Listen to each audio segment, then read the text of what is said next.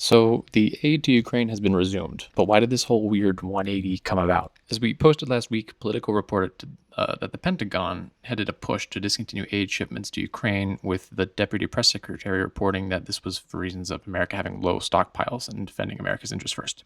On that day, July 1st, Trump said nothing to support that claim. On July 3rd, after Trump spoke to Putin, and he expressed disappointment about that call, to put it lightly. We get a lot of bullshit thrown at us by Putin, for you want to know the truth.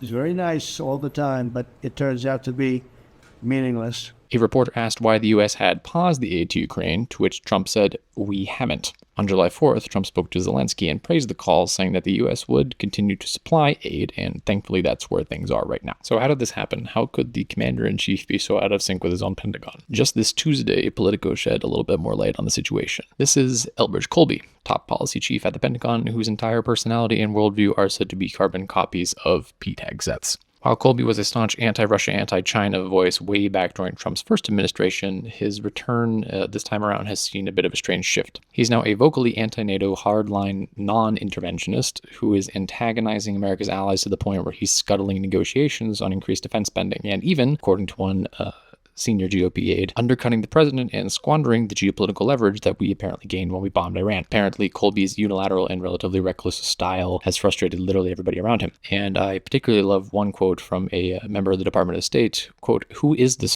guy?" unquote. Amusingly, Colby has spent a weird amount of time on Twitter arguing with members of NAFO, a decentralized anti-Russian propaganda movement on the internet that's known for trolling Kremlin actors and media outlets. As a member of NAFO myself, I find this deeply hilarious.